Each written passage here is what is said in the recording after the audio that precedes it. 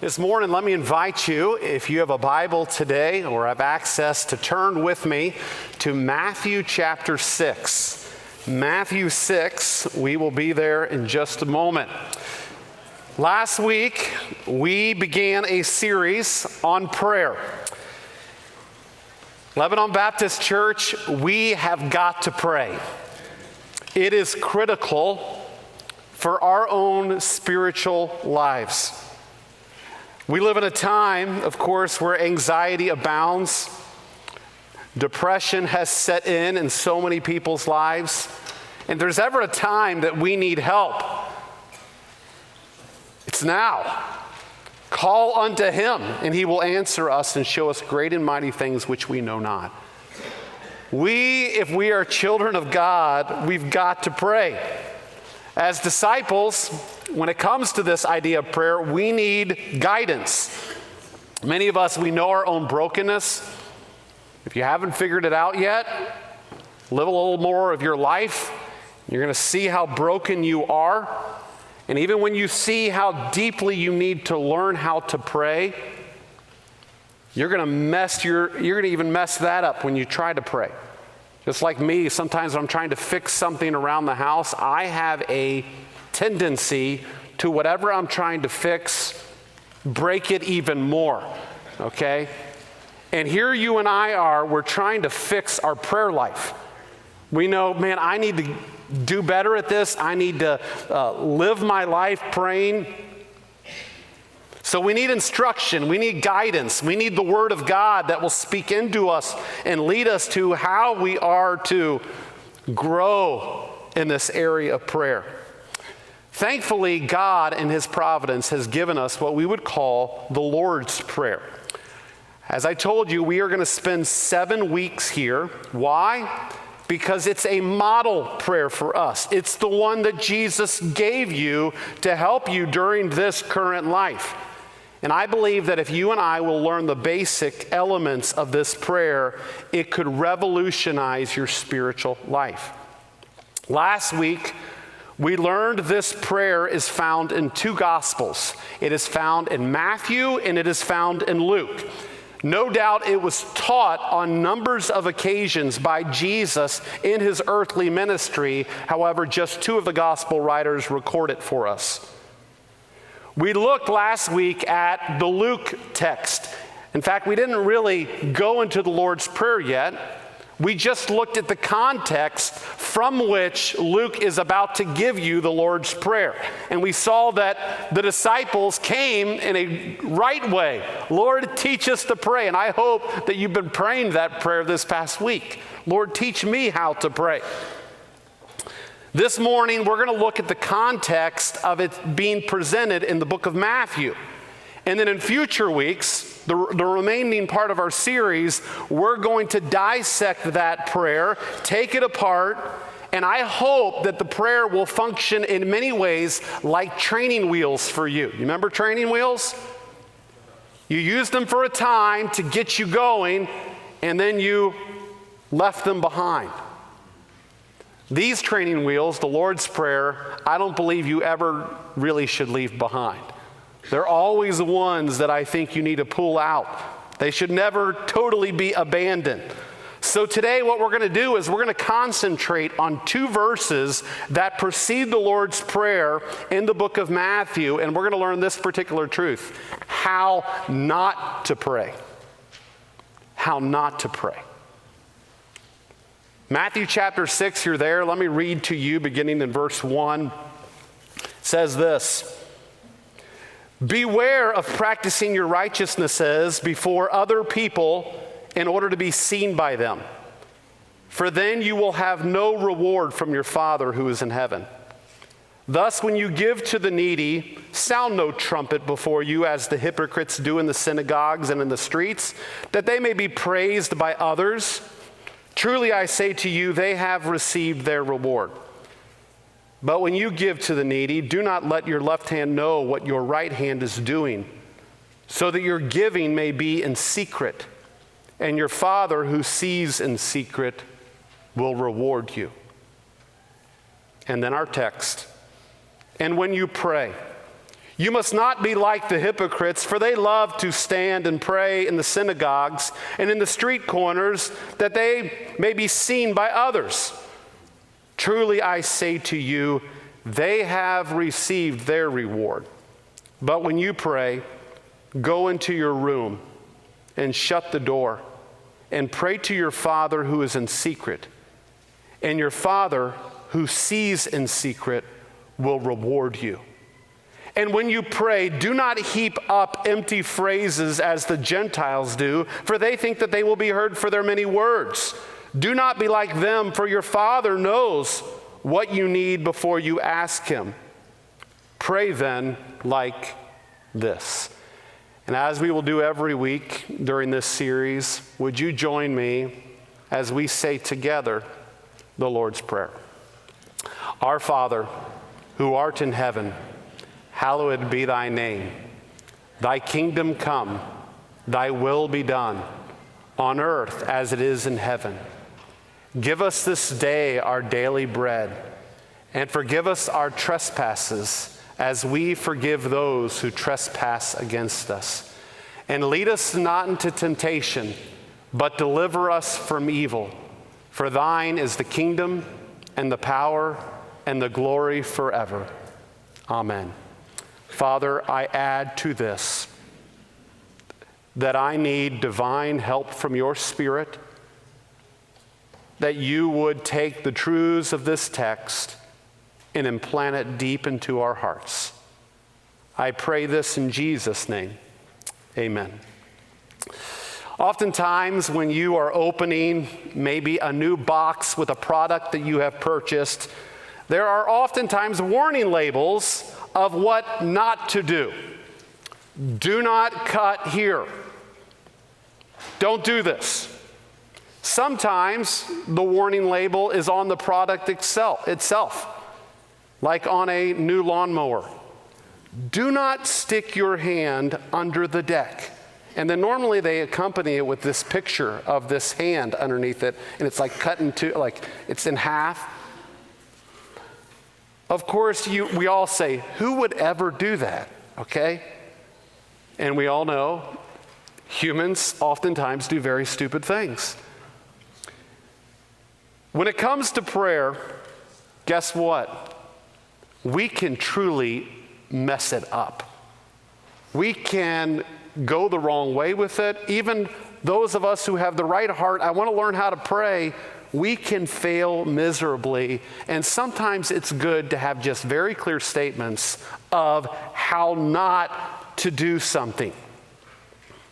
That's what Matthew does. That's what Jesus does in this particular text. He tells us what not to do with prayer.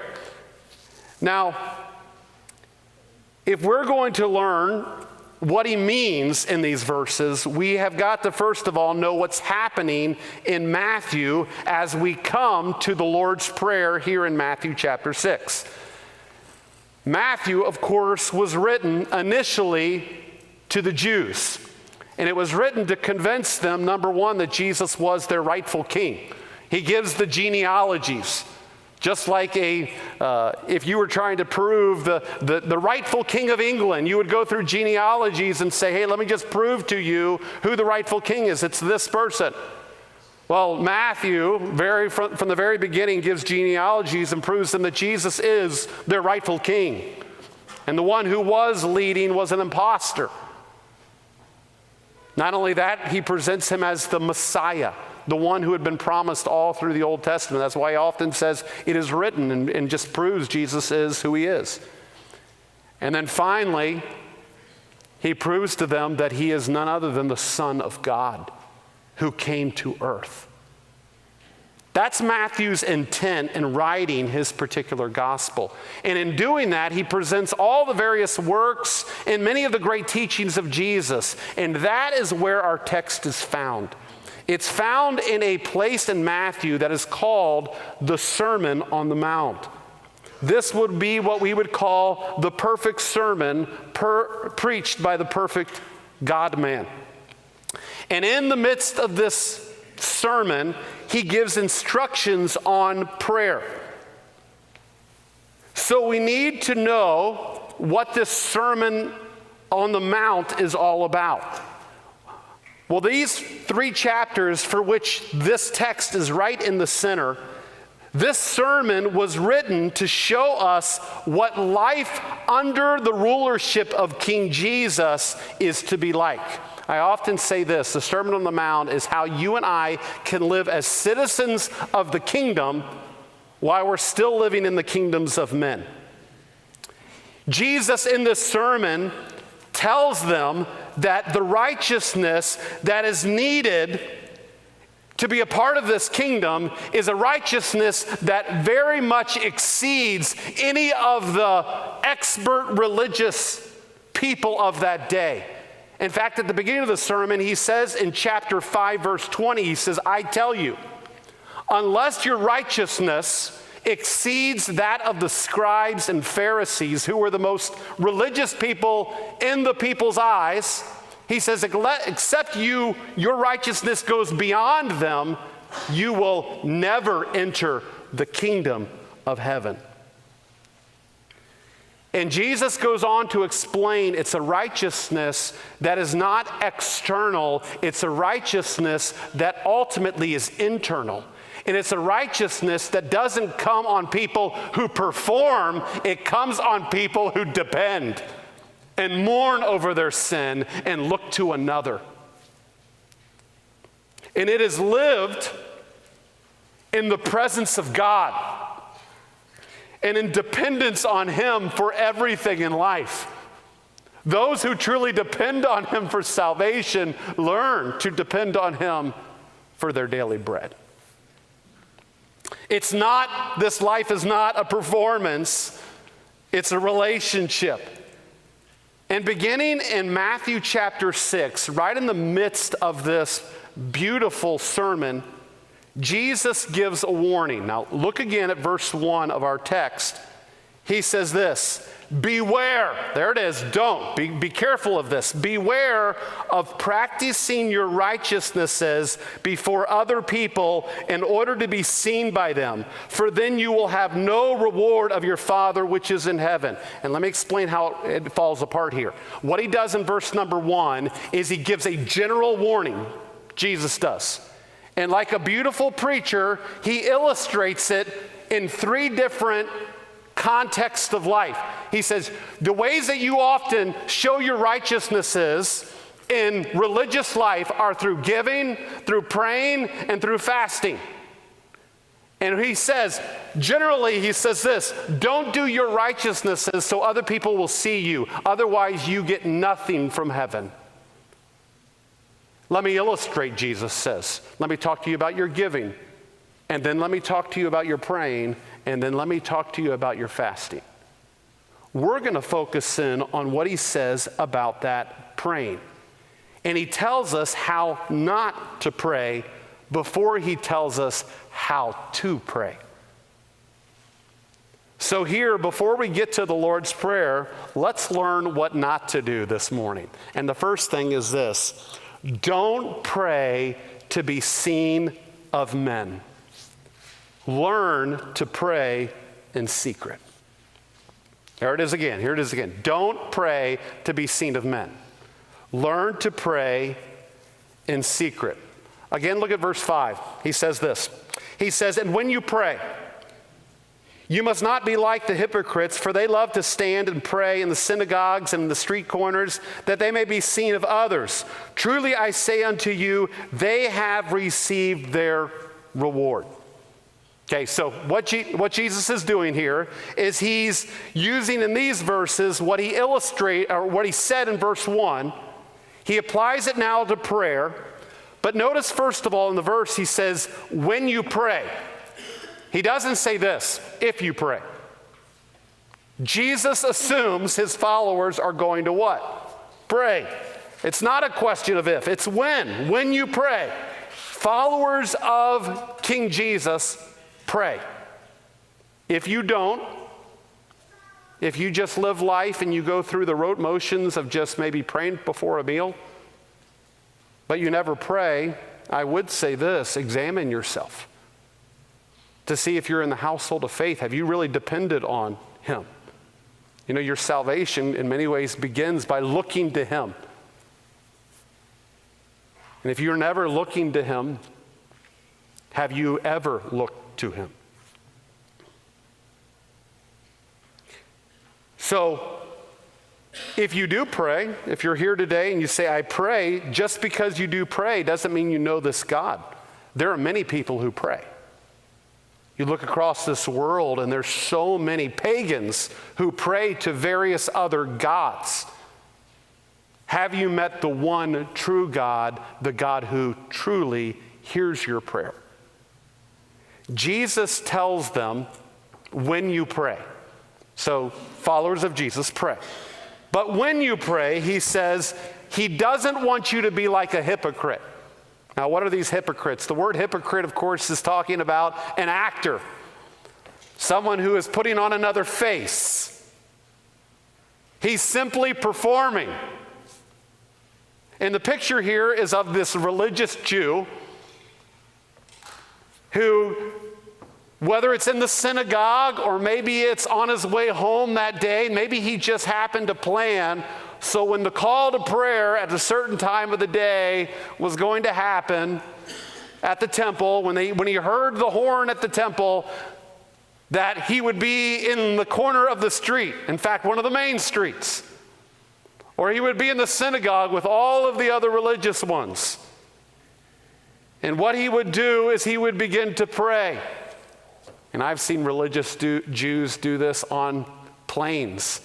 So I've traveled over to the Holy Land, and at certain times, all of a sudden, you see practicing Jews start to get their prayer shawls, start to wrap their arms with the Word of God, and right there in the plane, in front of everybody, performed their prayers.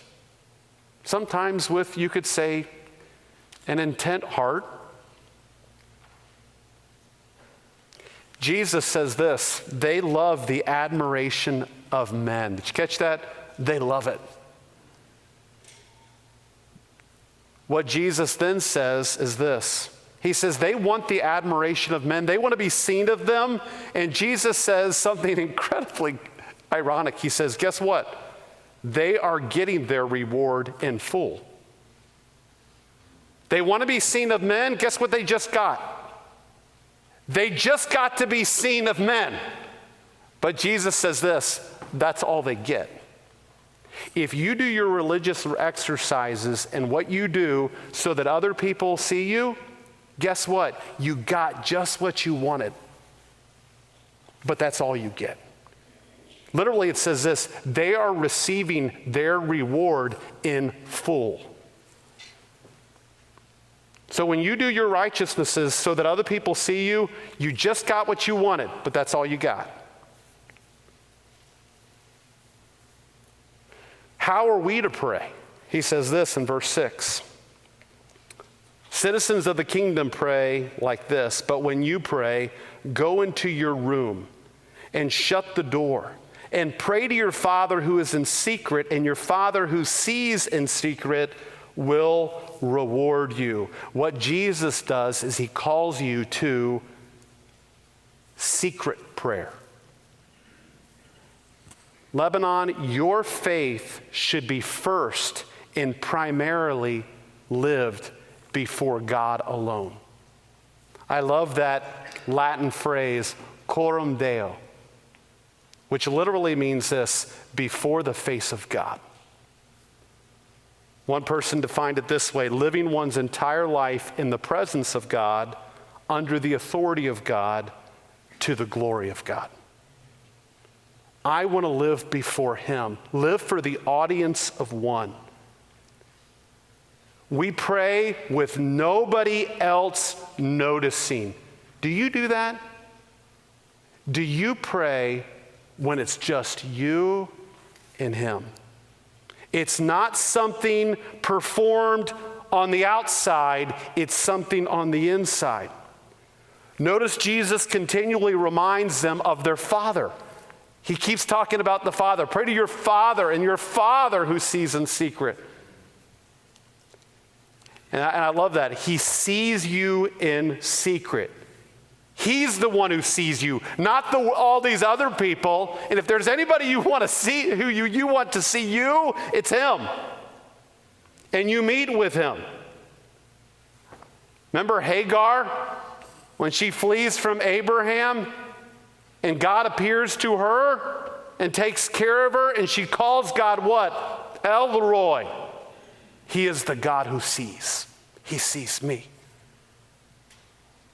And what Jesus cautions you to do is when you pray, go to your closet and pray to him. And he does see you. And what does it say he will do? He will reward you. You say, what's this reward? You will get to meet with him. I remember when Jen and I got married. We had a first look, you could say, before the ceremony, so we could take some of the pictures. Many of them, people do that. And I was looking forward to that reward, to be able to see her for the first time. Imagine if I would have walked in, and you know how married couples or engaged couples oftentimes present gifts to one another? She gave me a clock. I gave her a jewelry box. Imagine that I would have come in for the first look, and all there was my clock. That's not a reward. What did I want to see? I wanted to see Jen. That's my reward. And I'll tell you this, the reward that you and I get when we pray is none other than this. We get to meet him whom our heart loves and our heart desires. And guess what? He will reward you openly. And I'll tell you this, no jewelry box or clock or anything this world has to offer can compare to having him. And you got him alone with you. That's how he wants you to go to him. Do you pray simply to be seen? Is it just something you do so your kids will see that you're a religious person? Or maybe other people at church do? Is public prayer the total of your prayers? Galatians 1 verse 10 says this, "For am I now seeking simply the approval of men or of God? Who am I trying to seek approval for? Am I trying to please men? If I were still trying to please men, I would not be a servant of Christ. It's for him. I live for him."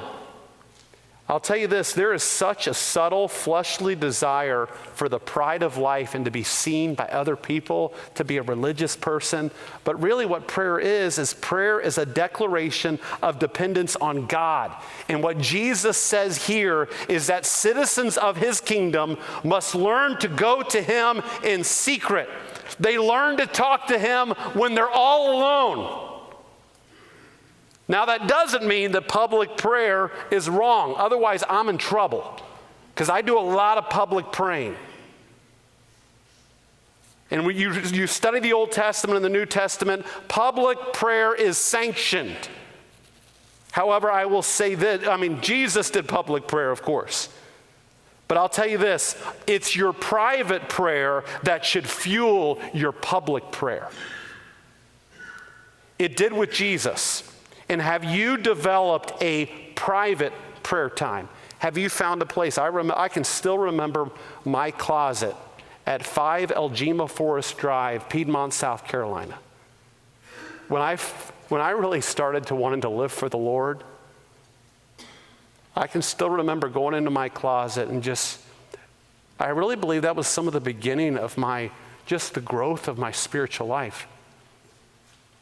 Because, of course, the King James always says, didn't say enter into your room, enter into your closet. So I did. I did it literally. I entered into my closet.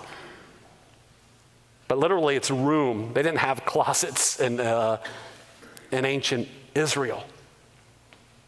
Normally, there are just 2 rooms, but do it privately. Have you found a place where you get alone with God?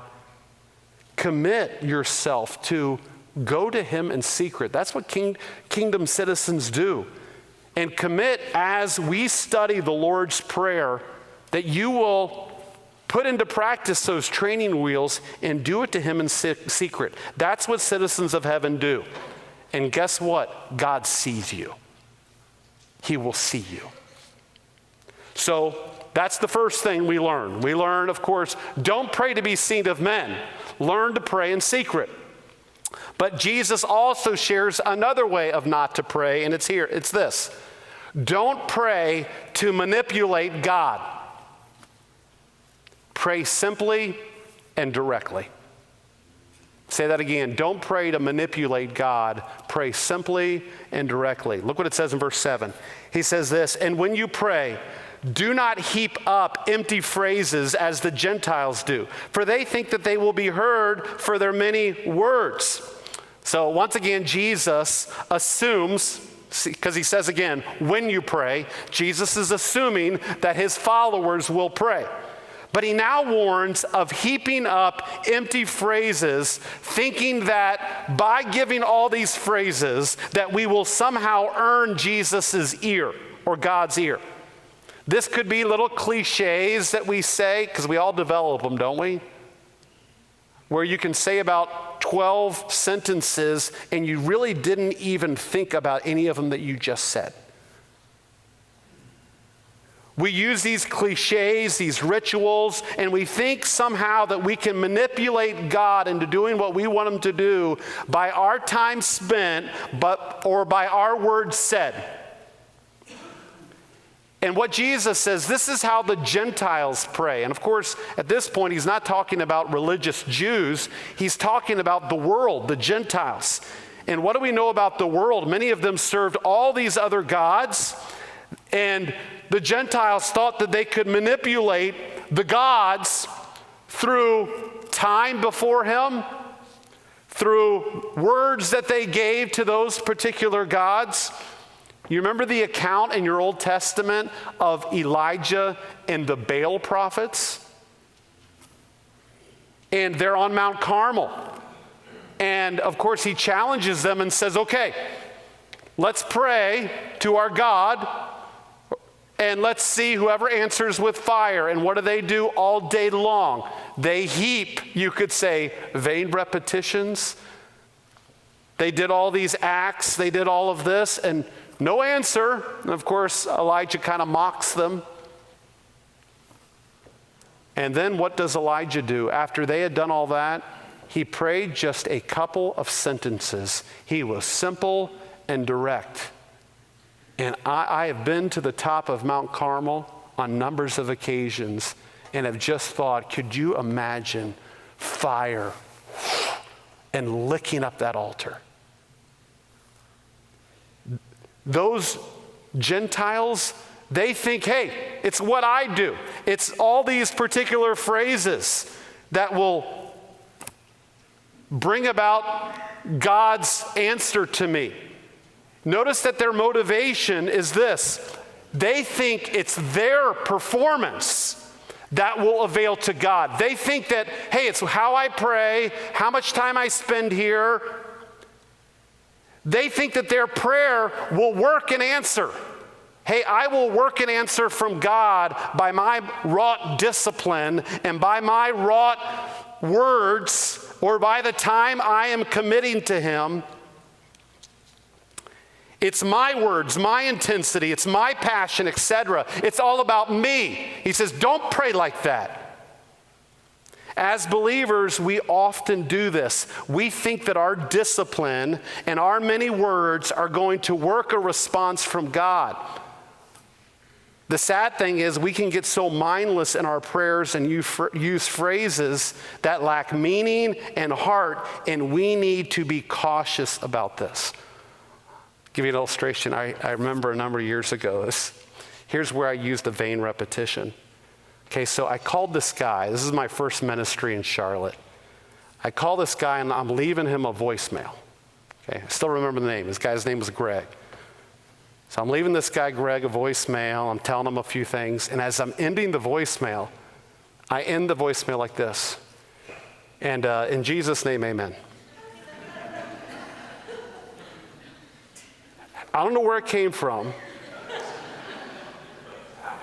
but I left it on the voicemail. And I say it, and I'm like, I can't fix that. I mean, it's not like I can go into his voicemail and delete it. And I'm like, Why did I say that? So I saw him on Sunday. I really did that. I saw him on Sunday. I said, did you get that voicemail? He said, yeah, I did. It's probably still saved on his phone.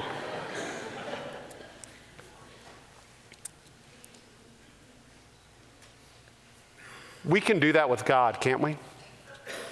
We just don't even know what we're saying. And we just blabber about, and we just think, hey, all I'm going to do is just go through the motions of prayer. And we can become very religious people and not people who are involved in a relationship with him. And I think ultimately, yeah, it doesn't mean that we'll make mistakes like this, but it ought to be something like I did with Greg. I confessed it, and we laughed about it. And you know what? I think that relationship that you have with God as you mess up, it ought to come to a place like I did with Greg. You know what? I did wrong there. Can't believe I did this, but Lord, I love you. And I want to mean everything I say to you. I can't manipulate you. You're my dad. You're my father. You're my Abba. Jesus then reminds them of how they're to pray. Don't you love that he doesn't just tell us how not to pray, but then he tells us how to pray? That's what he does in verse 8. He says this, do not be like them. And then he says this, for your Father knows what you need before you ask him. Pray like this. And then he gives the answer. Those of you who know God, you need to learn and grow in your understanding that he is your Father and he already knows everything you need. I mean, I so often do this. I try to pray through members of our congregation and pray through your names. But so often I can just get into this and you can get into the thing where you say, oh Lord, and just be with them. And I'm like, I just prayed that you would be with them, and you already told them that you're going to be with them till the end of the age. That was just mindless. And yes, he understands, but learn how to just talk to him as a father. And he already knows, and sometimes let's say I'm praying through A through D in our congregation. And oftentimes I try to pray through different ones, but sometimes I can just do this. God, you already know all of them. You know every one of them. You know everything that's going on. You know what's going on with me today. And I just want to talk to you about them. Remind yourself that he is your Father and he knows all that you need. Like Ecclesiastes 5:2 says, do not be rash with your mouth. Just don't throw things out, nor let your heart be hasty to utter a word before God. For God is in heaven and you are on earth. Therefore, let your words be few. Be simple. Be direct. Go to him. Talk to him. Go boldly before the throne of grace, that you may obtain help in time of need. Go to him. Talk to him. We can honestly do this. We can cut to the chase and simply talk to him. Now, that doesn't mean there are times that we can ask twice. We can ask twice. Because Jesus asked twice, if this cup be taken from me. And it doesn't mean that we always have to be brief. Okay? Jesus spent all night in prayer at times. But what he's saying is this, your prayers and my prayers ought not to be a performance. They ought to be a conversation with God the Father. G. Campbell Morgan, one of the commentators I read, shared an illustration of a Yorkshire prayer meeting in England in the last century. It was a true, fervent, regular prayer meeting that was occurring in this particular town. But one day a man wandered in. He was a city guy, and he came into the prayer meeting. He actually didn't know the true fire of that prayer meeting. He was one who made a habit of simply, quote, making prayers. He had beautiful sentences in which he gave God all kinds of information which God knew long before this man was born. At last in his prayer he said this, and now, Lord, what more can we say unto thee? At that point, an old man who was a prayer warrior in that group, said out loud, "Call him Father and ask for something." You know what we do? We often go to God and we perform, and we are to go directly and simply. Use not vain repetitions as the heathen do, for they think that they shall be heard for their much speaking.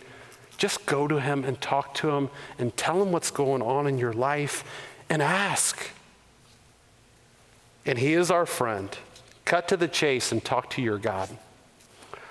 So Lebanon Baptist Church, citizens of heaven, according to the Sermon on the Mount, receive our righteousness through utter dependence on him. That's why it says, "Blessed are the poor in spirit. Blessed are they that mourn." And it's that righteousness that is not simply skin deep, but affects us both internally and externally.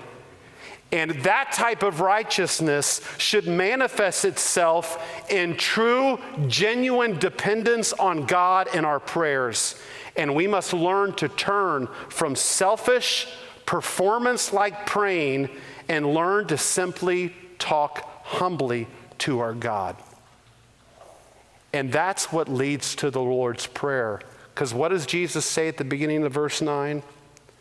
Pray then like this. Have you learned to depend on God in prayer? Have you depended on him first initially? If so, are you learning to talk to him in secret? And are you learning to talk to him directly and simply? What does our world need today? They don't need to see people praying. They need people who are praying to God. And I'll tell you, it's those type of people that God sees. And as the text says, he will reward you with himself. Let's pray.